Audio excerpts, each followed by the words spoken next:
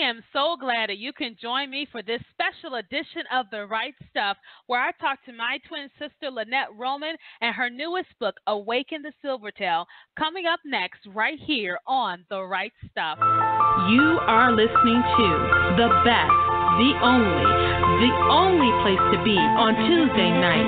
That's right, you're listening to The Right Stuff, and you're at the right place at the right time. From England to Canada, from Detroit to the Poconos, we are showcasing Christian authors worldwide, giving you tips, tools, techniques, and resources for you, the writer, to hone and perfect your craft.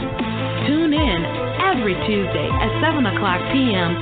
Eastern Time, right here on WPJC 104.5.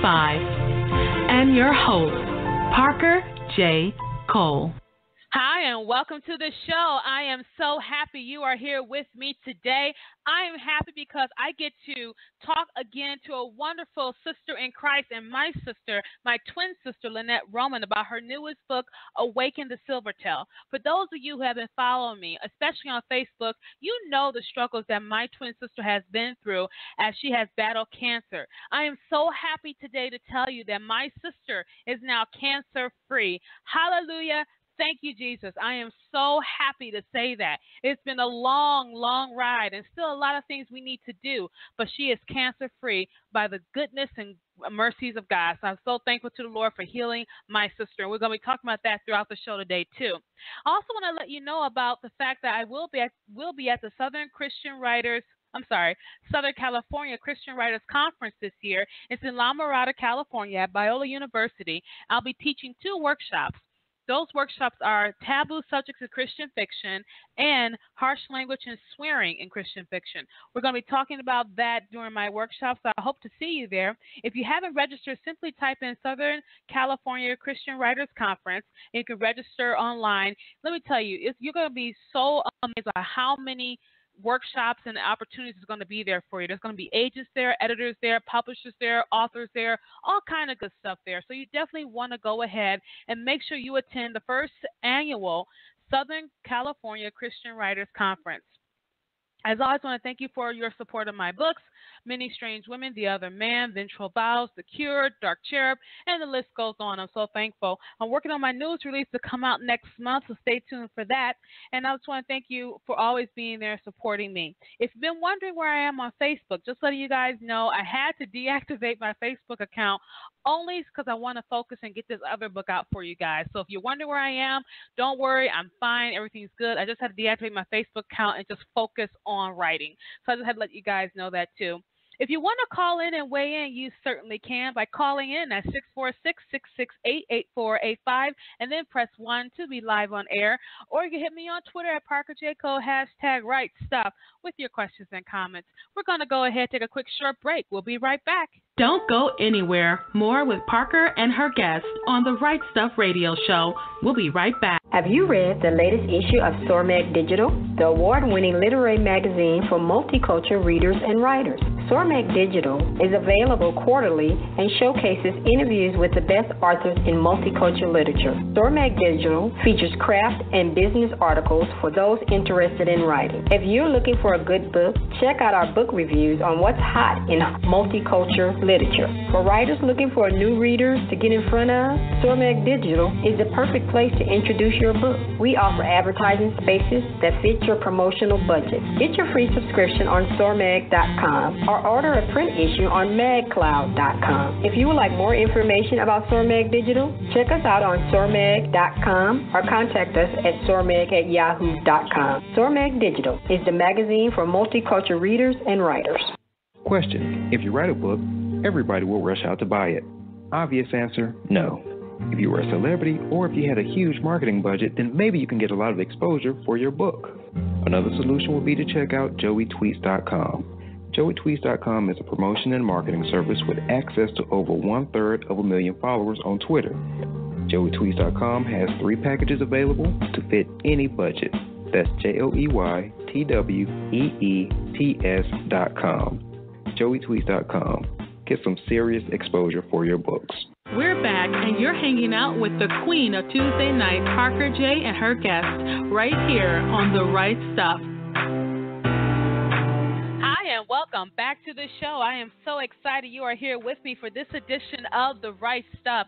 Let me tell you why I'm so excited. Like I told you before the break, my twin sister, Lynette Roman, is here to talk to us about her newest release, Awaken the Silvertail. It is part of the Ruby-Eyed Devil series. The first one, called The Ruby-Eyed Devil, is available online, as well as Awaken the Silvertail. Now, those of you who've been following me, like I said, you know the struggles that my twin sister has been through as she's battled ovarian cancer for the last several months. I'm glad to tell you she is now cancer-free. Bless the Lord. I'm so happy about that. And that's why it makes this show so much more important to me. And it lets me know that we really need to be grateful for everything the Lord gives us. Our talents, if you're sitting on your talent right now and you're not writing, shame on you. Go ahead and write stuff. That's what this whole show is about, showcasing Christian authors and telling them to write stuff. And so without further ado, I want to introduce my guest co-host, special co-host and contributor today, Lynette Roman. Lynette, how are you doing today? I'm fine. How are you, Parker? I'm good too, dear sister. As always, you're such a huge support to me, Lynette, and you always help me out with the show. But today I really want to showcase you. You've always been my biggest cheerleader. You've always been behind me, by my side. And now this is my turn to be behind you and everything. You've gone through a lot, Lynette, and so I want people to really know about your story, some of the things that you've learned through the process, and then tell us about your books too. So I'm really looking forward to this, Lynette, as you're my dear sister. So I'm looking forward to it. So go ahead, for people who don't know who you are, go ahead and tell us who you are in your own words. I am blessed. That's what I am. I have been through so much, and just like you said, I have been so abundantly blessed. One thing I know is that I have the best support group in the world. I have the best parents. I have great siblings, and a lot of people can't say that, but I really do appreciate you. You was telling us about, how you say you're blessed, and that just takes on a whole new meaning as you go through this. What does that meaning take on for you, Lynette? Well, it makes me realize how precious time and life really is. I have been, like you said, I have suffered with ovarian cancer. I found out last year in July. I was actually had to be admitted to the hospital because I had bled out. My hemoglobin had dropped very low to 5, and they had to give me blood and investigate what's going on. And during that time, I didn't know I had cancer, but it was through that first beginning by being admitted to the hospital that first time in July that I found out in August, after I had a hysterectomy, that I had ovarian cancer. I found out through that. And then after that, there was just a series of things that happened and went wrong all throughout the whole time. It's like every month there was something that happened. Something went wrong. Some surgery I had to undergo because of the complications that I was facing. But being able to look back and I see how far God has brought me, it's been 8 months, and I finally can say that I'm done with chemotherapy. I'm done with a whole lot of things that concerns my disease, but God has been faithful all the way. He has been gracious. He's been blessing me the whole way through, and I can't even begin to tell him how thankful I am, even though I have. And I've told him thank you a million times, but it's just, there's no words to express how thankful I am to the Lord for all his goodness towards me. I know there's that song. I can't remember all the words of it, but it says, "I had 10,000 tongues. I praise you with every one." And when you've been through something like that, it really takes on a whole new meaning. Like, there's just aren't enough ways I could say thank you. There's not enough words I could say thank you. If I could say thank you for 1,000 million years, it wouldn't be enough. And so I like when I hear stuff like that, especially because you are my twin sister, and watching you go through that was so hard. Watching you go through that, hearing how you were feeling and some of the discouragement you felt throughout that time, and having to watch you.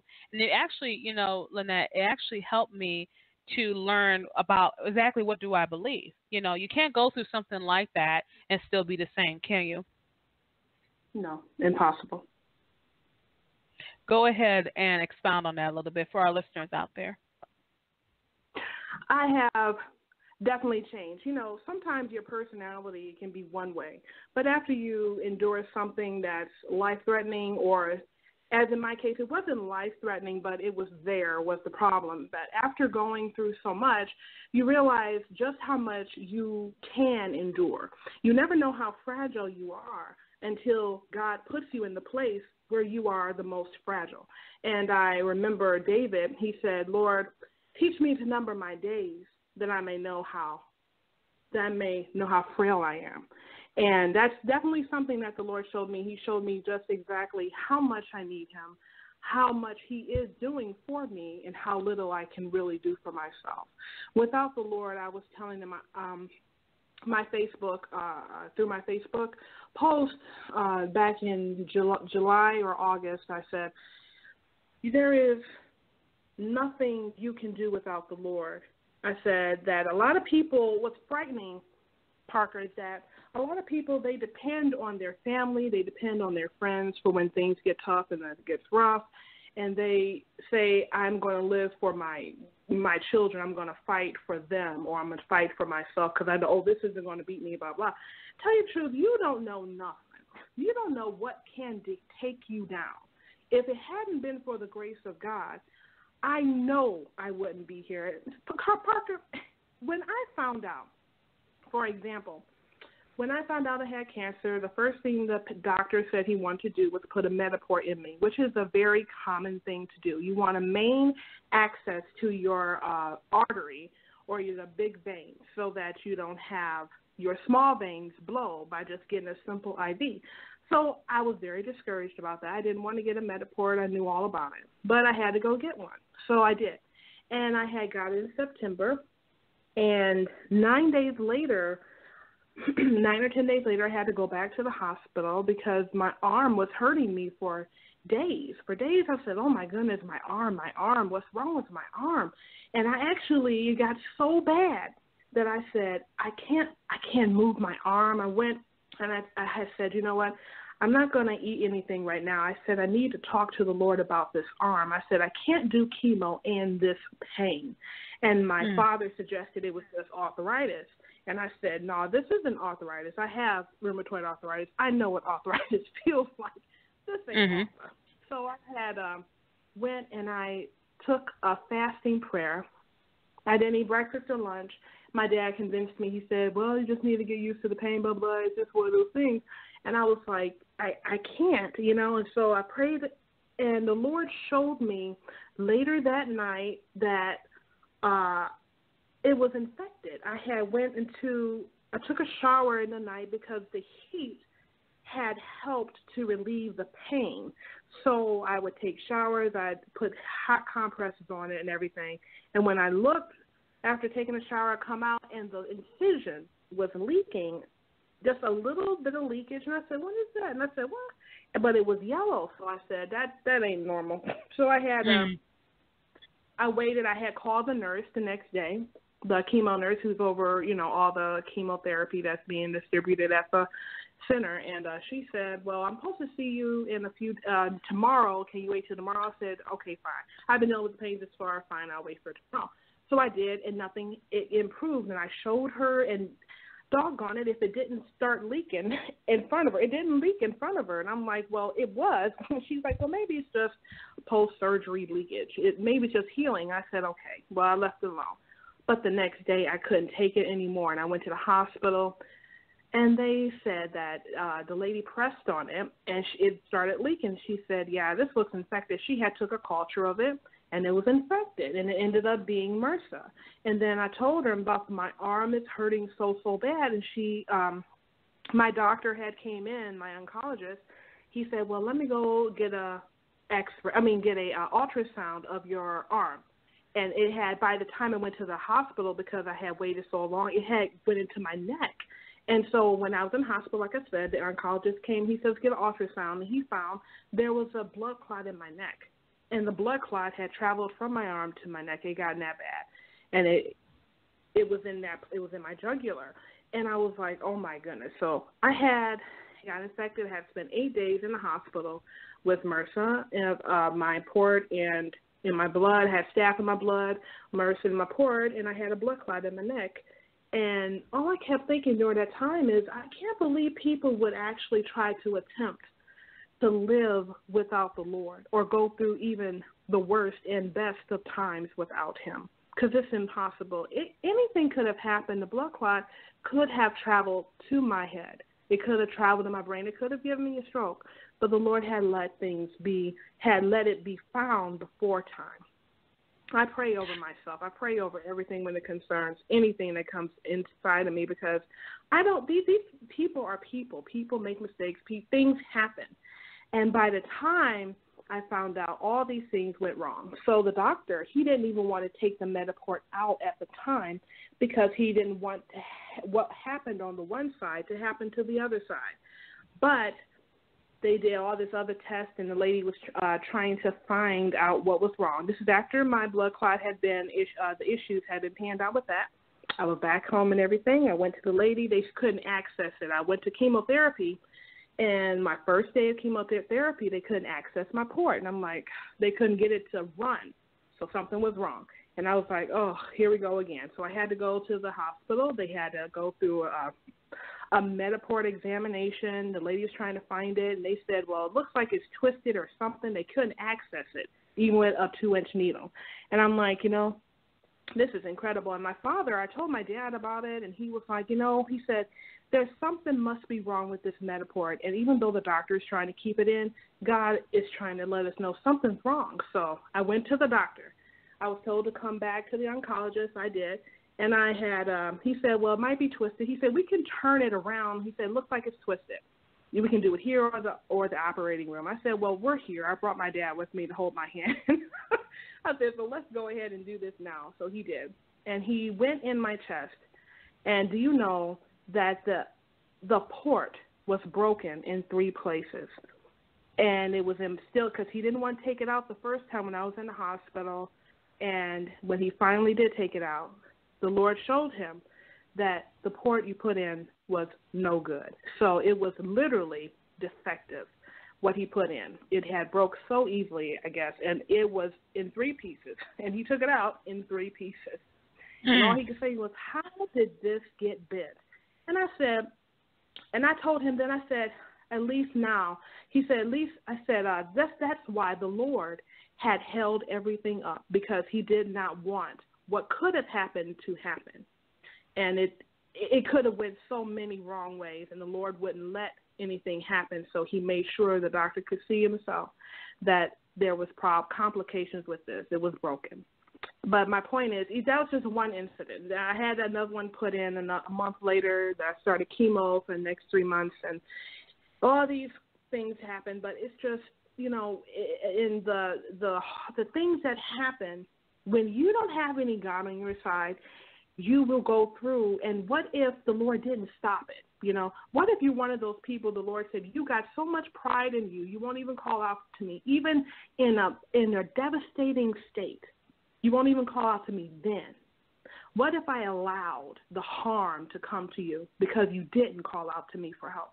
Because you thinking, oh, we'll just do it this way. Or the doctors, they know what they're doing. No, they don't. Doctors and all the people, they know they're doing to a point. Do you know my doctor told me he has never encountered a situation like mine where things broke, where things went wrong. I was his problem child. He's been doing this for 20 years, and I happen to be that one person who break his streak. So you need the Lord, that's all I'm saying. There's possible. And that's so very true, because I remember when we were all going through this together, just how much I couldn't believe how many ups and downs and twists and turns we went through. I just couldn't believe it. And I remember you going, at one point you said, can I just have cancer? Can I just have the cancer? Do I have to have everything else that comes with it? Right. We were laughing, but it's one of the things you're thinking about, And I think about how the Lord was so gracious that even throughout those difficult times, he still had his hand on you. And I think that'll preach too. We're going to go ahead, take a quick short break. When we come back, we'll be talking more with Lynette Roman, my twin sister, about her newest release, Awaken the Silver Tale, which is book 2 of the Ruby-Eyed Devil series. You can go ahead and get a copy of this today by going on Amazon.com or wherever books are sold. And don't forget to pick up the first book, Ruby-Eyed Devil. They're both great, wonderful fantasy novels. We'll be talking about those in just a few moments. If you want to weigh in, you certainly can. Call in at 646-668-8485 and then press 1. We'll be right back. Don't go anywhere. More with Parker and her guest on the Right Stuff Radio Show. We'll be right back. Engaging the culture's imagination through speculative fiction, the Untold Podcast produces audio fiction from a Christian worldview. Find us over at untoldpodcast.com, where we partner with authors to tell science fiction, fantasy, supernatural, and horror stories. Find links at untoldpodcast.com to subscribe via iTunes, Stitcher, and a variety of other platforms. Each month we produce high-quality audio fiction that's free to download and free to listen. Our submissions are open, and we're always looking to add another great story to over 24 hours of narrative entertainment. Find all of our audio fiction over at www.untoldpodcast.com. Are you a reader looking for more compelling Christian fiction? Maybe something a little more edgy or a bit more real? Are you tired of most Christian fiction shying away from the truth and settling for a rose-tinted view of the world and its issues? Or are you an author who has a compelling story to tell, but you're afraid it doesn't jive with today's brand of Christian or secular fiction? Are you tired of Christian publishers telling you that your content is too edgy? Or maybe you've tried submitting your content under the radar to secular publishers only to be told your themes are a bit too religious? We invite you to take a look at the Crossover Alliance. We are an online publishing company that specializes in edgy Christian speculative fiction with Christian themes and real-world content. Our company is formed from authors and readers just like you who are breaking into the mainstream and Christian markets with this compelling genre. Head over to the www.thecrossoveralliance.com for all the details on who we are, what we do, and what we accept. Right now, if you sign up for our email newsletter, you'll receive a free digital copy of our first short story anthology. Check us out today and help us spread the word about the Crossover Alliance, where light shines brighter in the darkness. We're back, and you're hanging out with the queen of Tuesday night, Parker J. and her guest, right here on The Right Stuff. Hi, and welcome back to the show. You're listening to The Right Stuff here on WPJC 104.5. So glad you are here with me as we continue to talk to my twin sister, Lynette Roman, and her struggles with ovarian cancer and her thoughts about, going through something very difficult. And then we're also going to be talking about her newest book, Awaken the Silver Tale, which is book 2 of the Ruby-Eyed Devil series. They are available on Amazon.com or wherever books are sold. You definitely want to go ahead and get a copy of these books. They're wonderful, wonderful books, great fantasy, great action. If you like a lot of action and fighting scenes and stuff like that, these books are definitely for you. It's so funny, Lynette, because we're twins, we're twins, but we're completely different when it comes to our writing styles. I like fantasy too. We both do, but I like my romances and some, thing. You write fantasy, and the Lord uses both of our gifts for His glory and however He wants to use it. And so I want to talk about the Ruby-Eyed Devil series because this series, as I know because I've known you for some time now, this series has been around for many years. So go ahead, kind of give us the genesis of Ruby-Eyed Devil and how it all came to be. Well, when we were kids, when we were younger, I had the idea of the Ruby-Eyed Devil had came to mind. I was thinking about it ever since I was a child. And when I had became an adult, it was more of one of those, I wonder if it'll ever be that kind of thing, and will God bless or no. But then out of the blue, I got a call saying, Joanne, I want you to go to Parker's house and get something for me. It was our mother. And I told Mom, I said, okay, fine. And then she called me again at work and I need you to really go over there and get that item. Jennifer's going to give you something for me. And I said, okay, no problem. So I went over to your house later. You called me too that day. You had called. You said, Joanna, I need you to come over. I said, okay, I'm coming. And I got up to your house, and I'm thinking that there's some perishables or some really great ribs or prime rib or something that you bought from Mom. And I'm like, well, I wonder what this is. I've been called all day about this coming here, and I'm like, I'm waiting and waiting, and all of a sudden you said, I need you to sit down. I said, okay. And so I sat down. I'm looking around. I'm expecting a box or a freezer or something. I'm like, is there something I'm supposed to get? And you handed me these emails, and sure enough, a list of emails had revealed what God had laid on your heart to do to help me get published. And that's the genesis of it. Something that took forever for me to write, and I've been holding on to a dream so long. And God used you to get me to where I am now. That was the genesis. You know, it was just, it's so interesting because as we, you know, I have been writing, you have been writing, but a lot of people, Lynette, they often have those feelings of doubt. They have those feelings of, you know, I can't write a good story. I've been writing this story for me. No one's going to want to read this. And so what encouraging words would you use to an author out there who says, you know what, no one's going to read my stuff. No one cares. This is slop. No one's going to read this. What encouraging words could you use for them? I would say, let God use you like he made you. This is what I mean. Everybody ain't no Stephen King. That's because Stephen King is Stephen King. Mm-hmm. But you're you. I'm me. I'm Lynette Roman. I don't write like other people, and that's on purpose because I'm not other people. I am unique. I'm special. I am one of a kind. My fingerprint belongs to only me, and God put it there. He made me this way to be able to write the way he wanted me to write. So my suggestion for those who are struggling, I struggled just the same way. It took me to get to this place to realize that God made me this way, and he's going to use me this way. How my talent is to write is not necessarily your talent of how you write. We're twins, and we came in the same house, but we are completely different on purpose because you got your fingerprint and I got mine. For those who are doubtful, I say go for it anyway. Some things that are not, oddly enough, people who aren't really that standout person you think they would be, they actually turn out to be the most clever, the most talented. And their words and stuff makes a very good read.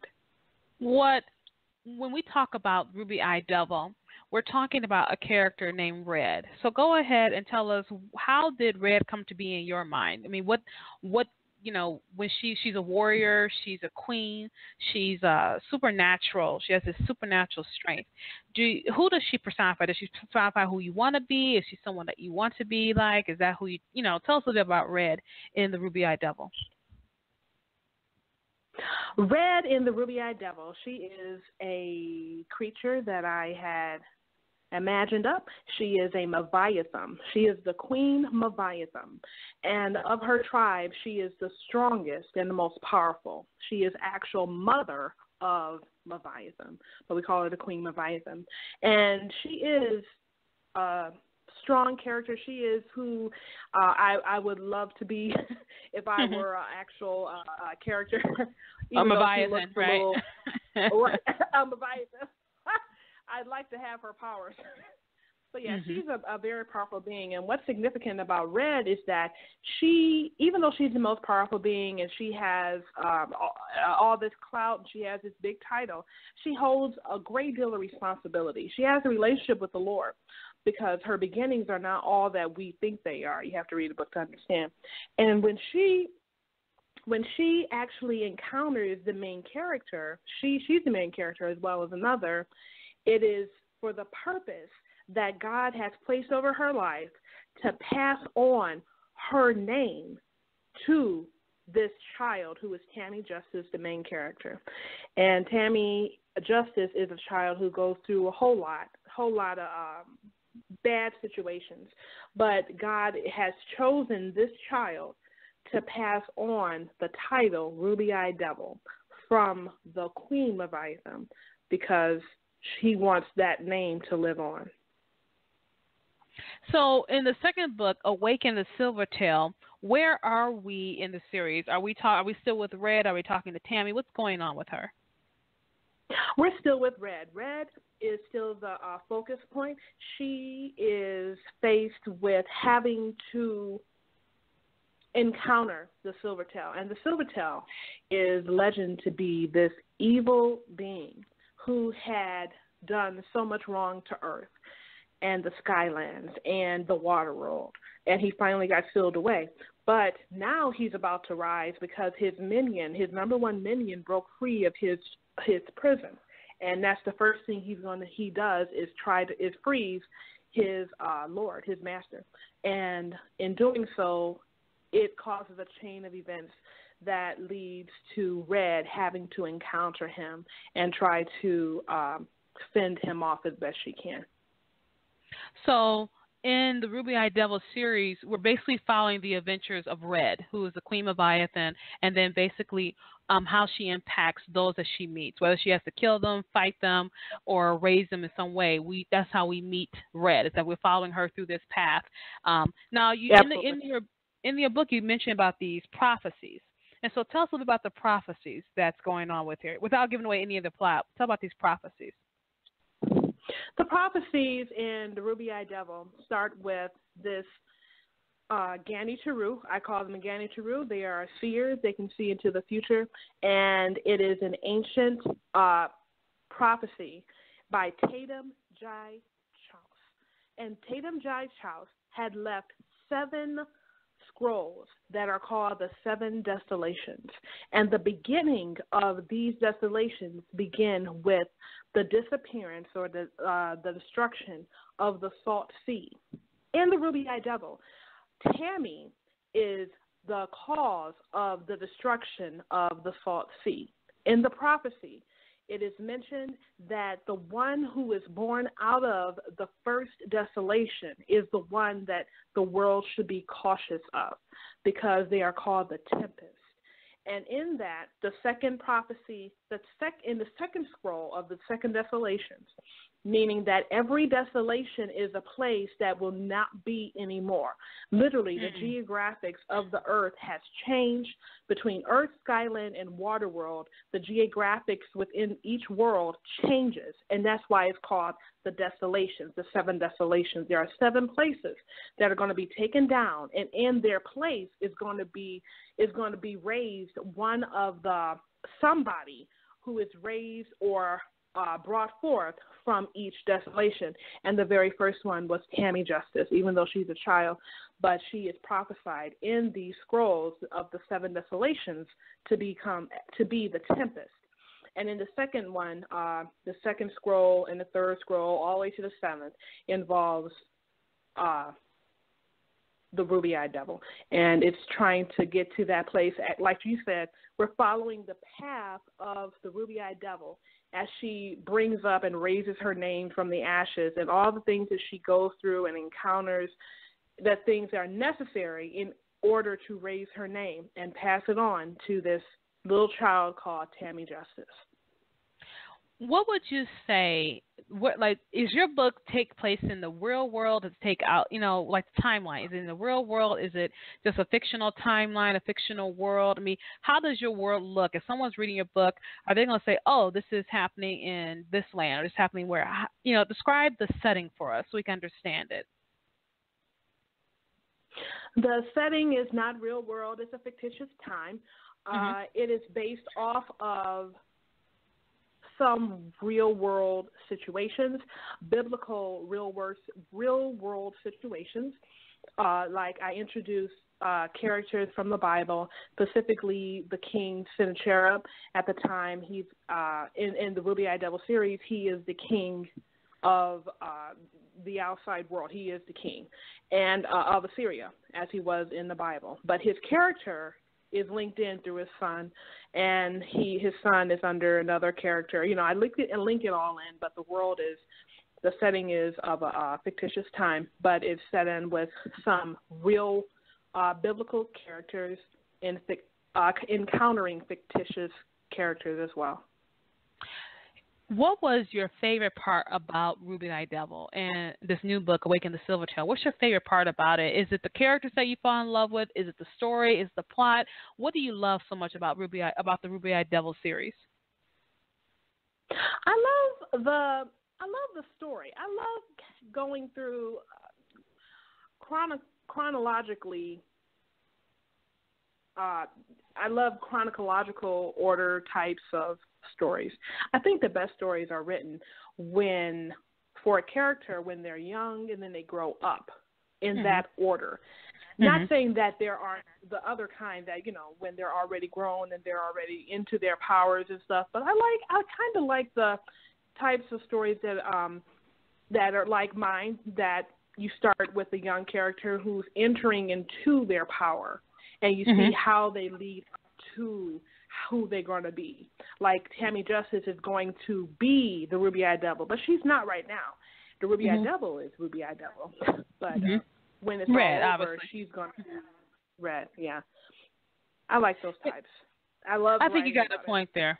I like those kind of stories too, because you can follow the character from infancy to, well, not infancy, but from young childhood to adulthood, and you see all these events happen that shape them into the people. And I think that's just reflective of real life. Real life, we don't just start off as adults. Here we are, we're here. We start off as children. We learn, we grow, we make mistakes, we fall, we get burnt, we get happy, we get stabbed, get tears, and all these things just add us up to who we are as people. And I think that's a reflection of what you mean there. We're going to go ahead and take another quick break. When we come back, we'll be talking to Lynette about her writing process and what she does to write and things of that nature. So for those of you out there who are listening in, if you want to weigh in on our topic, you certainly can. Just simply call in at 646-668-8485 and then press 1 to be live on air. Or you can hit me on Twitter at ParkerJCole, #WriteStuff with your questions and comments. We're going to go ahead and take a quick short break. We'll be right back after these messages. Don't go anywhere. More with Parker and her guests on the Right Stuff Radio Show. We'll be right back. God gives humans the gift of making amazing stories to glorify Him. At speculativefaith.com, our ministry is to help fans explore fantasy, science fiction, supernatural stories, and beyond from an intentional and biblical Christian perspective. We share daily articles and have extensive archives tackling hot topics like end times beliefs, the art of writing, creative excellence in the Christian subcultures, discernment, sex, magic, Harry Potter, and space aliens and the Bible. If you are a parent or anyone else with a discriminating palate, our reviewers explore fantastical novels, movies, television, and games in light of God's beauty, goodness, and truth. Want to find Christian stories? The Spec Faith Library lists every fantastical novel we can find from a Christian author. It's all part of our mission to discern, engage, and enjoy fantastical human creativity in honor of our Creator, Jesus Christ. SpeculativeFaith.com, exploring fantastical stories for God's glory. Authors, are you looking for a new way to get your book in the hands of new audience of targeted buyers? Then a virtual book tour is for you.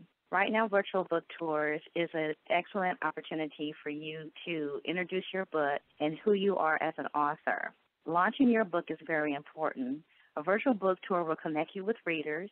We at WNL, we specialize in book tours, book blasts, radio tours, cover reveals, and Facebook chat. Promoting and marketing your book is what we do. Online publicity, the exposure and the publicity is what you need. Let us help you reach new readers and a new audience. We take care of everything so you don't have to. We set up the tour for you. We connect you with bloggers to advertise your book by way of interviews, guest posts, and reviews.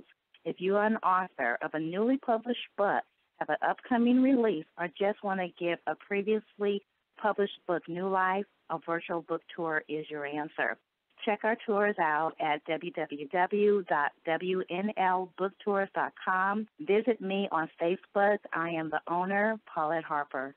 We're back, and you're hanging out with the queen of Tuesday night, Parker J. and her guests, right here on The Right Stuff. Hi, and welcome back to the show. You're listening to The Right Stuff here on WPJC 104.5, so glad you are here with me. And let me tell you, we have such a great lineup of broadcasting for you on the PJC Media Network. On Sundays, we have Dovetails with Deborah Lassiter at 2:30 p.m. Eastern Time. And then Mondays, you definitely want to get in with Eric and Fran, which are coaches for the Marriage Playbook. On Fridays, we want to talk about it all with Jenny White at 8 p.m. Eastern Time. And then join me on Saturdays for the Parker J. Cole Show, where I talk about things in, out, and about the church right here on the best radio network in the land, PJC Media. Make sure you keep it right here all week long. And we are talking today to our wonderful twin sister, Lynette Roman. She is the author of the Ruby Eye Devil series.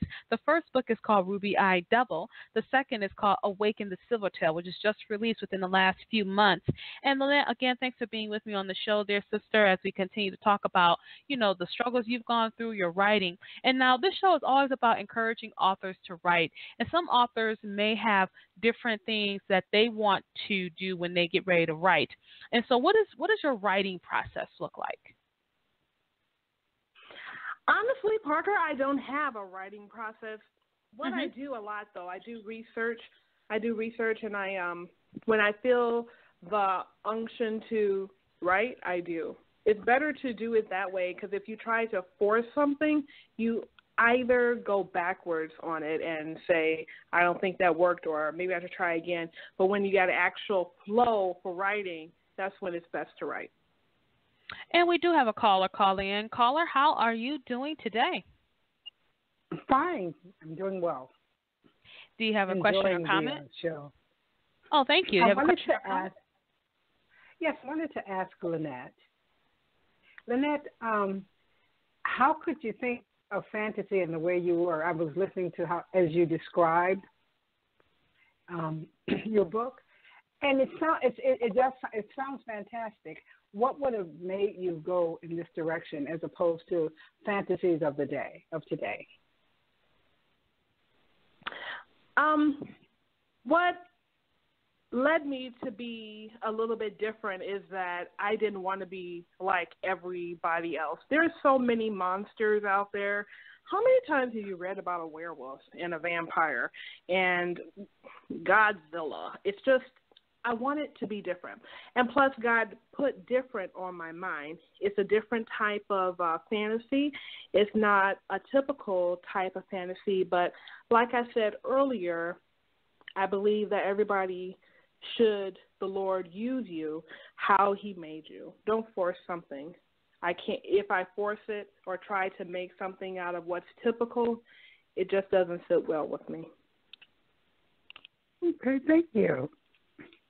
Caller, thank you so much for calling in. Really appreciate you adding into the conversation. And for those of you who still want to talk to Lynette, you certainly can by calling in at 646-668-8485 and then press 1 to be live on air. And, Lynette, you make a really good point. There is a lot of call for diversity in fiction. And, we grew up listening, watching, fantasy, Star Trek, Star Wars, all that good stuff. And so there's definitely a call for something different. What you have written is very different. You took Bible characters and you planted them into your own world, and then you created new creatures and new ideas and things of that nature. What were some of your influences, though? Because I know we both like anime, so I know anime had to be one of your influences with the book as well. What were some other influences in the Ruby Eye Devil series? A big influence for me is Job in the Bible, the book of Job. He had mentioned in there some creatures that are not typically mentioned in any of the other scriptures, and of them being the Leviathan and the unicorn and the behemoth. It's not mentioned in other scriptures. And I took that literally and said, well, it's in the Bible. That doesn't mean that there's anything wrong with being different. Job is the oldest book in the Bible. It is the most original, too. It stands out from the rest as a scripture because of all that Job endured. But during his speeches and during all the conflicts that he went through, they expressed some different animals as well. And I want it to be different anyway. Any time that you want to be the same, sometimes that could be a bad thing. anybody can go in assembly line, if you will. Yeah, they can step out conform. and be different. Yeah, you can conform. You can be different. Anybody can do it. And I'm not saying there aren't any Christian genre monsters like that implement the werewolf or the vampire. I think you've had a guy on your show whose book I love about a vampire. I was like, really? It takes it from a different perspective. But for me, in particular, the Lord didn't lead me that way. He gave me something else. He gave me a different monster, if you will, a different type of fantasy. And I'm actually very grateful, because if I were just like anybody else, it would typically just be a different type of genre doing the same kind of writing thing, if you will. That commonality is still there. Everyone knows what a werewolf and a unicorn and all those stuff is, but how many times do you really think about a Meviathum? You never even heard of it. I like that. I like the originality of it. You know, one thing that I enjoyed about your story is just how descriptive you are. You use very descriptive words, and your action scenes are very, they punch at you. You're there. You can feel yourself getting hit in the face or getting, cut, slashed, burnt, everything you could possibly think of. You get swallowed and just all kind of horrible things happen. You get melted. I mean, all kind of things happen in the story. And so, I think that's a talent that a lot of authors really want to try to hone and fix, is the descriptive and using sensory details to really engage the reader, So for anyone who's reading your story, let me ask you this. What has been some of the feedback you've gotten from those who have read your story? What has been some of that feedback? Oh, everybody who's read my story has told me that it's very visual. You can see it as it happens, as they read it. And I was leery about that. That was a big concern of mine, because sometimes you don't know if your description is vivid enough or if it's still lacking. So that was a big concern of mine. But everyone tells me that very, very vivid. They can see it as they read it. I'm like, well, okay, that's great. And then I was like, well, is that a good thing? And they were like, right. That's a good thing. I was like, okay. And so, one of the things that we want to also get into here is what's going on next. What's your next projects going on with the Ruby-Eyed Devil series? My next project is the last installment of the Ruby-Eyed Devil series. It's called War Queen. It is due to be put out, I believe, next month. Hopefully, at the latest, July. But I'm definitely working on it. I'm almost done with it, and hopefully it will be ready before the summertime. Well, that's exciting. I like the title, War Queen, And what we're going to do, we're going to take another quick break. And when we come back, we're going to end our show with some words from Lynette Roman. And if you still want to weigh in and answer a question, you still have time. Call in at 646-668-8485, and then press 1 to be live on air. Or hit me on Twitter at ParkerJCole, #WriteStuff, with your questions and comments. These messages. Don't go anywhere. More with Parker and her guest on the Right Stuff Radio Show. We'll be right back. Hi, friends. I'm Dr. Mike Spaulding, inviting you to listen to great Bible teaching on the Transforming Word radio show and podcast. All shows are available on iTunes and Stitcher. Search for the Transforming Word and subscribe for notification of new shows. You may also listen to every episode from my website, www.thetransformingword.com. In addition to The Transforming Word, I want to make you aware of my interview, news, and opinion show, Soaring Eagle Radio. If you're interested in engaging conversations related to a variety of topics not covered by typical news media, then check out Soaring Eagle Radio. You may subscribe to the show on iTunes and Stitcher, and you may listen to every episode on my website, www.soaringeagleradio.com. For more information on my ministries, please email me, Pastor Mike at cclohio.com. Again, that's Pastor Mike at cclohio.com. Thank you for listening to these shows, and please leave me a note when you do. God bless you. Have you read the latest issue of SORMAC Digital, the award-winning literary magazine for multicultural readers and writers?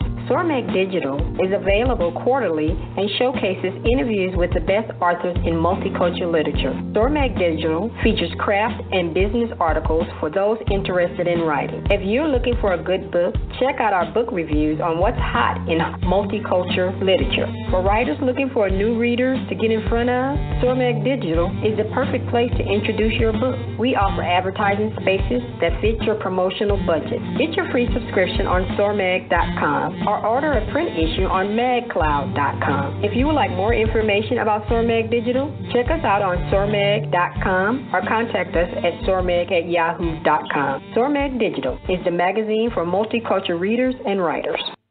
We're back, and you're hanging out with the Queen of Tuesday Night, Parker J., and her guests right here on The Right Stuff. Hi, and welcome back to the show. We have been having such a wonderful time with my twin sister, Lynette Roman. She is the author of the Ruby-Eyed Devil series, the first being Ruby-Eyed Devil, the second, which is released in the last few months, Awaken, the Silver Tale. You want to go ahead and get a copy of these two books. They are phenomenal reads. You're going to enjoy them. Make sure you leave a review. We authors love reviews. It helps us breathe at night. So make sure you go ahead and get a copy of these books today. And the third book will be out this year called War Queen. And you definitely want to see the conclusion of the Ruby-Eyed Devil series. But is that all for the story? Let's find out. Lynette, is that all to the story of the Ruby-Eyed Devil, or will there be more other series that intertwine with it? This is definitely not the last we will hear about the Ruby-Eyed Devil. The second series will start Tammy's actual adventure into becoming the Ruby-Eyed Devil. And so do you have a tentative title for that series as well, or no? Oh, the Tammy Justice Saga. Oh, okay. You know, I always like when we keep it simple, because sometimes you're trying to find this huge, big word, big titles. You're like, we'll just call it, Tammy Justice Saga. There's nothing wrong with that, because sometimes that can just, simplicity says it all sometimes. So if people want to find you, where can they find you online? They can find me online at Facebook, as Lynette Roman at Facebook, or on Twitter at roman.lynette on Twitter. In the few moments we have left, this show is always about encouraging authors whom God has given the gift to write. And so in these few moments, Lynette, go ahead and encourage those authors today that God has given that gift to go ahead and pick up the pen. If God has given you the gift to pick up the pen, then do just that. It took me a long time to begin to realize what God was giving me was a gift, not just for the world, but just for myself as well. Sometimes you find that you have a hidden talent when you begin to write. So I encourage everyone who has the desire to write to do just that. Try. It doesn't hurt. There's no failure in trying. It's only failure when you haven't tried at all. And Lynette, I want to thank you, of course, my dear sister, for being on the show with me. We're twin sisters, and we love each other so much. And I'm so glad that the Lord has healed your body of cancer, and that you are here with me today to tell the tale. I'm just so happy. So, Lynette, thank you for being with me, my sister. And thank you for having me, my sister. And we were just talking to my wonderful twin sister, Lynette Roman. She is the author of the book Ruby-Eyed Devil and her newest release, Awaken, the Silver Tale. Go ahead and get a copy of these two books today. You're going to love the series. You're going to love her style of writing. You're going to love the world. You're going to love everything about these books. Go ahead and love on her today. Buy a copy today. Make sure you leave a review. Love it, hate it, leave a review. We love to know and get feedback. So that's how we improve in our writing, too. So go ahead and get a copy of the Ruby-Eyed Devil series today. You will not be disappointed. Thank you so much for joining me for this edition of The Right Stuff. It's been a very beautiful, wonderful edition of The Right Stuff, because I remember when I first heard about Lynette having cancer, my whole world crashed around me. I didn't know what to do. And the Lord has still graciously spared her life, and that she is here with me today, it's just enough to just give God praise. So that's why this particular show, and all my shows I love them all, but this particular show is so special to me. So I thank God for his loving kindness, his goodness, and his graciousness to me and to my family. Thank you for joining me for this edition of The Right Stuff. You have a wonderful, absolutely glorious, blessed day. And I'm the Queen of Tuesday Nights. God bless. Thank you for joining us for this edition of The Right Stuff. Follow Parker online at parkerjcole.com. To hear this show and other shows, visit the show archive at therightstuffradio.wordpress.com. We'll be back same time next week, 7 p.m. Eastern Time.